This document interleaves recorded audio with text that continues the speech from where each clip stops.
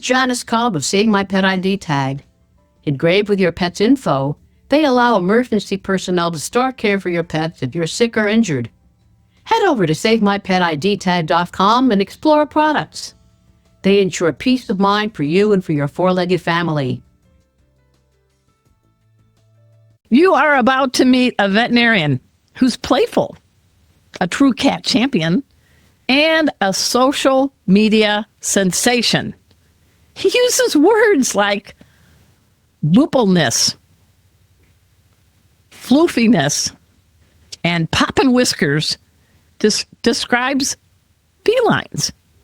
He is here today to talk about his must-get book, and it is cleverly called How to Rate a Cat.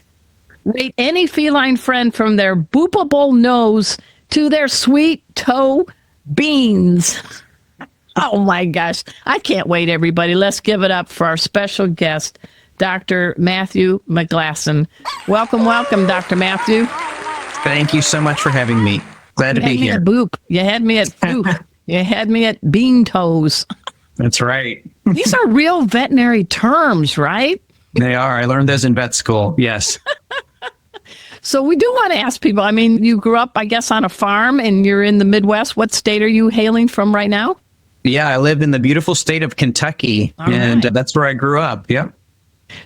And I understand your dad was a science teacher. So how did you say, when I grow up, I'm going to be a veterinarian? And he's got some claim, guys. He's the #1 cat rater in the world. That's right. Find out what that means in a minute. But what were you doing in Kentucky back in the day when you said, I think I want to be a veterinarian? Yeah, I think I wanted to be a veterinarian from a pretty young age. It was just always something that really resonated with me. I grew up on a farm, so there were always animals everywhere. We had dogs, cats. I had a pet goat at one point, and there were cows, all these types of things, chickens. But I really remember my family was super, super close with our dogs. And I remember taking our dog to the vet with my mom and really thinking, oh my gosh, this is so cool. You know, what they're able to do when our dog is sick, they can make her feel better and all, doing surgery. So I think the science background just really was something that my dad taught me from a young age, the miracle of science and how amazing the world is and how things work. And then just growing up with animals and appreciating that human-animal bond, it was just kind of a great fit for me. So where'd you get your sense of humor from? Mom, dad, or the family goat? Probably mostly dad. My dad was pretty funny. He has a he had a really dry sense of humor. And I would say definitely from my dad. So you are now in practice. The name of your place, it's Noah's Ark Animal Clinic. Is that the correct phrase? Yeah, so I worked at Noah's Ark Animal Clinic for the past 15 years. And then just in this past year, I've not been doing clinical practice. I've stepped away and I'm doing some other things, working with universities. I'm doing student engagement and veterinary recruiting and stuff like that. So I get to work from home. You also, I know that the Grammys were just on. I'm sorry you didn't win a Grammy, but did you get the Veterinary Hero Award by an organization? Talk about that. That's a pretty nice honor. Oh, yeah, that was really unexpected and amazing. DVM 360, which is the largest veterinary media company, they do this thing every year called Veterinary Hero Awards, where a colleague, you can nominate a colleague in different categories. And I actually was chosen for the category of practice management, which I don't think I deserved that, but it was great. Yeah. So really, I think it was kind of coming out of the COVID pandemic. There was a lot of negativity in the profession, and I was really trying to focus on all the positive things in veterinary medicine and really trying to talk about positive leadership and how to celebrate wins and build a strong practice culture. So I think that really resonated with people. So I was super honored to be selected for that. So new house, new car? No, just something to dust, right? Just a little trophy. Yep. Hey, everybody, we're talking with Dr. Matthew Mcglasson, and I was so intrigued when his people wrote to me and said, please have him on your show because he's the #1 cat rater. Now, listen to the enunciation. Rater, not hater. So what the heck is a cat rater? So I'm obsessed with all animals, but I'm really obsessed with kittens forever, which if you're not obsessed with kittens, there's probably something wrong with you. But exactly. I always just thought kittens were hilarious. They just bring me so much joy. So I started doing a lot of videos in the hospital really during the pandemic with kittens. And one of the series that came out of that was like, I would say I'm rating my patients. So I would like have a kitten that came in and I would rate the different qualities of this kitten, like the color of their beans, 8 out of 10. Well, like tell people, for the few people that don't know, what's a bean? The beans are the little like paw pads on kitties. So those are what we call their beans. Yeah. Okay. So we started doing this rating system, and I'd have different patients come in and I'd say, rating this patient. And I'd go through 5 or 6 different scores. And I was just being stupid. And it really took off and people loved it. And story short, that turned into like this whole series of viral videos. And that's what was the inspiration for this book. And so the book is called How to Rate a Cat. And so we're going to dive in a bit about that. But you in your own home, what's the 2- and 4-legger count there? What do you got? So I have to be careful when I'm counting legs with mine, but I have 4 cats and 3 dogs. Okay. And kids, 3 of my right? cats are, what's that? And you've got kids, right? And a wife. Yeah, I have 4 kids, yep. And 4 wives. And 1 wife. Okay, good. And 3 out of our 4 kitties are special needs cats, and they're all rescue cats that nobody wanted, so we wanted them. So they won the kitten lottery. So go ahead and give us a brief bio on each one of those special cats. Okay, so the queen of our house is RuPaul. So snap, of course. Exactly, right? So she is, funny story, during COVID, when my kids were doing school from home, my daughters got really obsessed with RuPaul's Drag Race. So we had a whole series of foster cats that were named after drag queens. But RuPaul was the first one, and she came in as a little kitten in my practice that was like just born from a stray cat.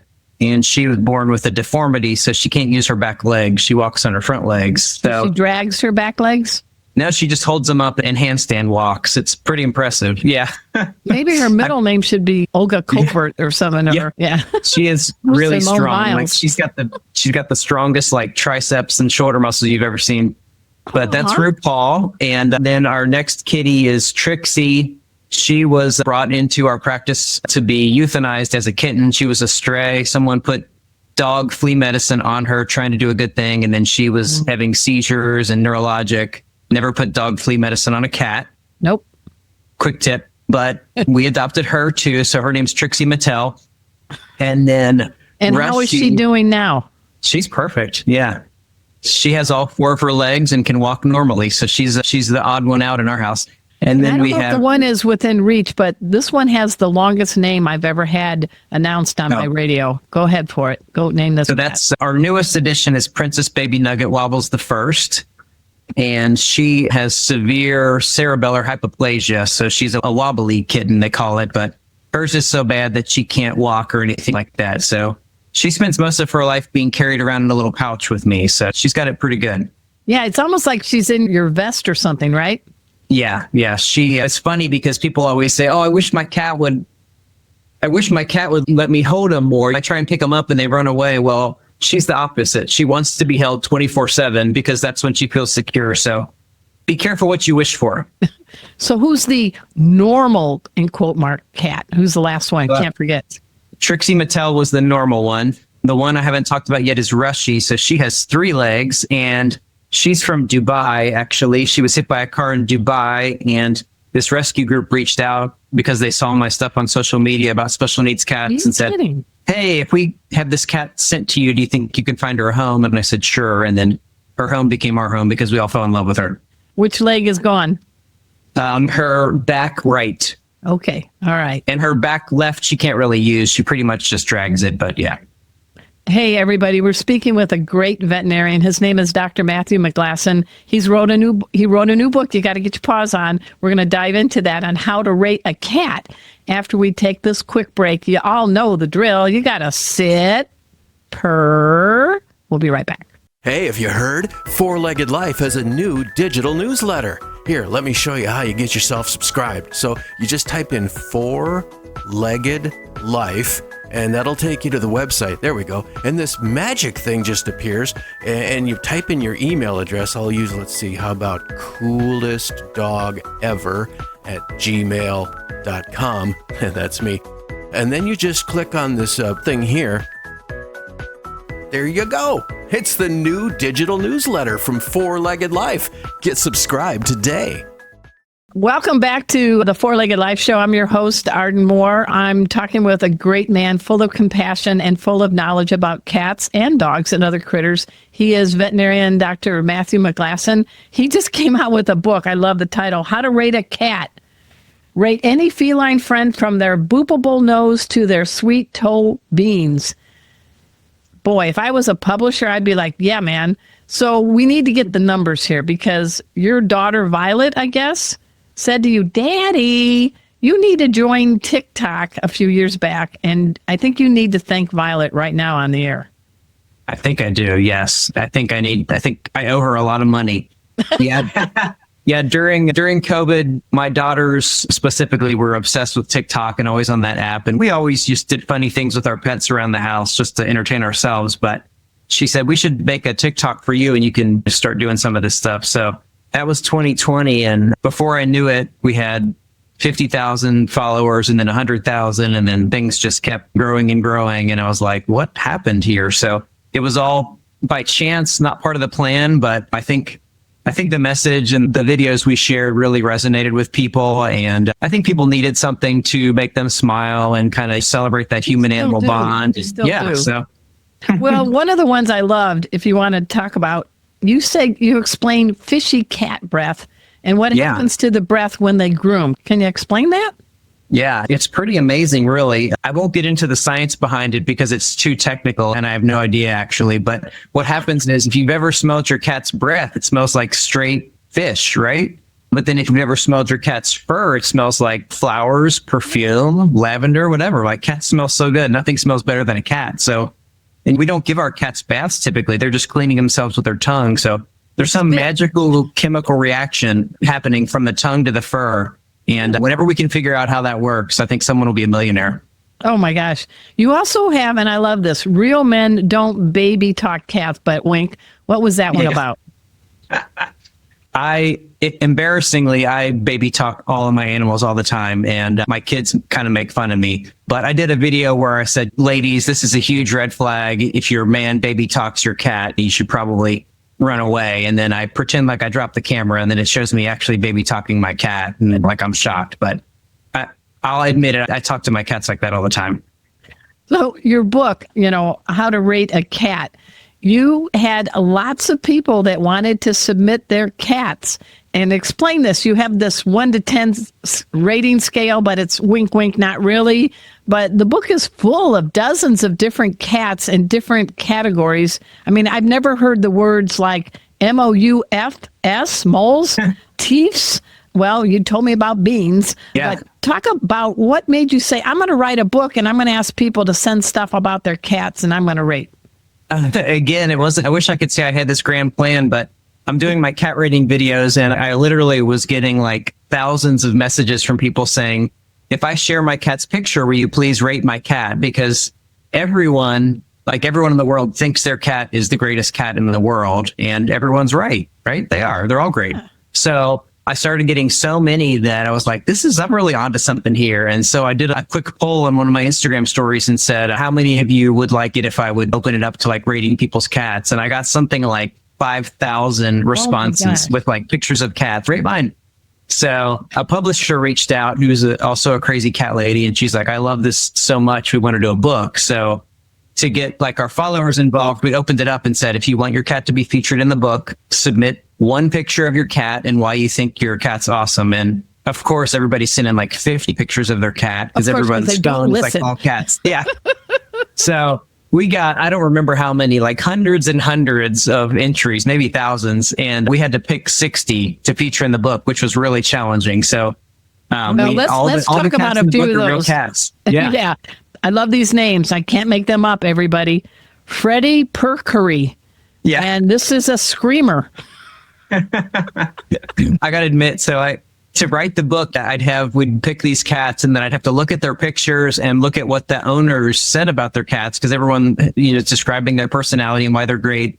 And I had to like come up with my ratings for each cat. And that was probably the most fun I've ever had. Like I was cracking up out here in my office by myself, just reading what people were saying about their cats. Well, this one even had a mustache like the late, great Freddie Mercury. Yes, that's right. He did. And Now, he was a cat guy.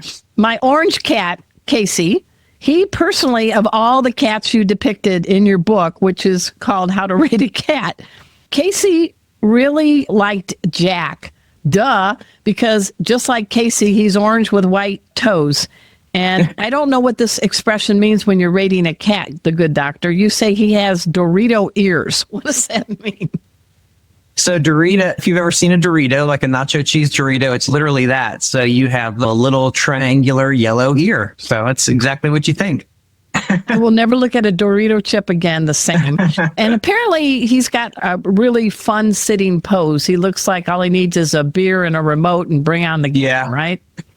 I love the illustrator did such a great job because she like went straight from their photographs and like made these illustrations. And I think she really captured their personalities. Now, I know this is a coincidence. Your daughter is named Violet, but there was a cat that you described named Violet who is a rare mix of a potato and a lion and has chunkiness. Huh? We use so many great terms to describe cats, but yeah, a potato is typically like a cat who's maybe not too skinny, maybe a little bit chunky, and a potato is a term of endearment for a cat. Okay, but still got a little lion in that cat. Oh yeah, I mean all cats have a little bit of lion. I think that's why cats are grumpy, because they're like nature's ultimate killing machines, but they're trapped in this cute little fluffy body, right? So that's why they're always angry. Now, you got a tag team from Buffalo, New York. They're Lumi and Hinoki. You say they have diesel engine purrs. What does that mean?